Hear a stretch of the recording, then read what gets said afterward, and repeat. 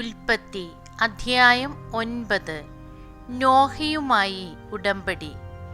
നോഹയെയും പുത്രന്മാരെയും അനുഗ്രഹിച്ചുകൊണ്ട് ദൈവം പറഞ്ഞു, സന്താന പുഷ്ടി ഉണ്ടായി പെരുകി ഭൂമിയിൽ നിറയുവിൻ. സകല ജീവികൾക്കും, ഭൂമിയിലെ മൃഗങ്ങൾക്കും, ആകാശത്തിലെ പക്ഷികൾക്കും, മണ്ണിലെ ഇഴജന്തുക്കൾക്കും, വെള്ളത്തിലെ മത്സ്യങ്ങൾക്കും നിങ്ങളെ ഭയമായിരിക്കും. അവയെല്ലാം ഞാൻ നിങ്ങളെ ഏൽപ്പിച്ചിരിക്കുന്നു. ചരിക്കുന്ന ജീവികളെല്ലാം നിങ്ങൾക്ക് ആഹാരമായി തീരും. ഹരിത സസ്യങ്ങൾ നൽകിയതുപോലെ ഇവയും നിങ്ങൾക്ക് ഞാൻ തരുന്നു. എന്നാൽ ജീവനോടുകൂടിയ, അതായത് രക്തത്തോടുകൂടിയ മാംസം ഭക്ഷിക്കരുത്. ജീവരക്തത്തിന് മനുഷ്യനോടും മൃഗത്തോടും ഞാൻ കണക്ക് ചോദിക്കും. ഓരോരുത്തരോടും സഹോദരന്റെ ജീവന് ഞാൻ കണക്ക് ചോദിക്കും. മനുഷ്യരക്തം ചൊരിയുന്നവന്റെ രക്തം മനുഷ്യൻ തന്നെ ചൊരിയും. കാരണം എൻ്റെ ഛായയിലാണ് ഞാൻ മനുഷ്യനെ സൃഷ്ടിച്ചത്. സന്താന പുഷ്ടിയുള്ളവരായി പെരുകി ഭൂമിയിൽ നിറയുവിൻ. നോഹയോടും പുത്രന്മാരോടും ദൈവം വീണ്ടും അരുളി ചെയ്തു, നിങ്ങളോടും നിങ്ങളുടെ സന്തതികളോടും ഞാനിതാ ഒരു ഉടമ്പടി ചെയ്യുന്നു. അതോടൊപ്പം നിന്റെ കൂടെ പെട്ടകത്തിൽ നിന്ന് പുറത്തു വന്ന ജീവനുള്ള സകലതിനോടും, പക്ഷികൾ, കന്നുകാലികൾ, കാട്ടുജന്തുക്കൾ എന്നിവയോടും. നിങ്ങളുമായുള്ള എൻ്റെ ഉടമ്പടി ഞാൻ ഉറപ്പിക്കുന്നു. ഇനി ഒരിക്കലും വെള്ളപ്പൊക്കം കൊണ്ട് ജീവജാലങ്ങളെല്ലാം നശിക്കാൻ ഇടവരുകയില്ല. ഭൂമിയെ നശിപ്പിക്കാൻ ഇനിയൊരു വെള്ളപ്പൊക്കം ഉണ്ടാവില്ല.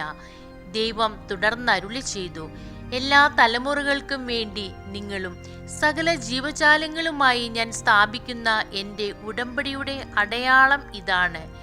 ഭൂമിയുമായുള്ള ഉടമ്പടിയുടെ അടയാളമായി മേഘങ്ങളിൽ എൻ്റെ വില്ല് ഞാൻ സ്ഥാപിക്കുന്നു. ഞാൻ ഭൂമിക്ക് മേലെ മേഘത്തെ അയക്കുമ്പോൾ അതിൽ മഴവില്ല് പ്രത്യക്ഷപ്പെടും.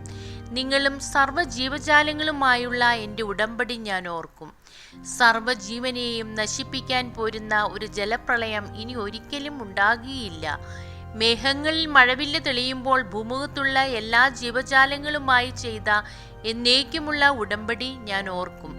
ദൈവം നോഹയോട് അരുളി ചെയ്തു, ഭൂമുഖത്തുള്ള സകല ജീവികളുമായി ഞാൻ സ്ഥാപിക്കുന്ന ഉടമ്പടിയുടെ അടയാളം ഇതായിരിക്കും. നോഹയുടെ പുത്രന്മാർ. പെട്ടകത്തിൽ നിന്ന് പുറത്തിറങ്ങിയ നോഹയുടെ പുത്രന്മാർ ഷേം, ഹാം, യാഫത്ത് എന്നിവരായിരുന്നു. ഹാം ആയിരുന്നു കാനാന്റെ പിതാവ്. ഇവരാകുന്നു നോഹയുടെ 3 പുത്രന്മാർ. ഇവർ വഴിയാണ് ഭൂമി ജനങ്ങളെ കൊണ്ട് നിറഞ്ഞത്. നോഹ ഭൂമിയിൽ കൃഷി ചെയ്യാൻ തുടങ്ങി. അവനൊരു മുന്തിരിത്തോട്ടം വച്ചു പിടിപ്പിച്ചു.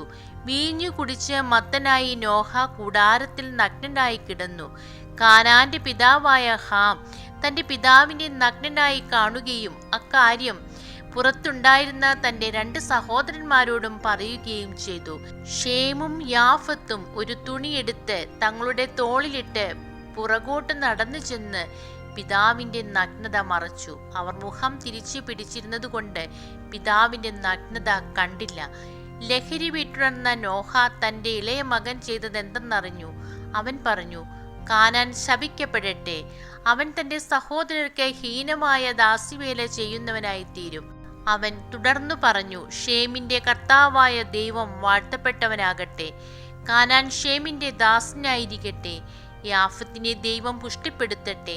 ഷേമിന്റെ കൂടാരങ്ങളിൽ അവർ പാർക്കും. കാനാൻ അവനും അടിമയായിരിക്കും. വെള്ളപ്പൊക്കത്തിന് ശേഷം നോഹ 350 വർഷം ജീവിച്ചു.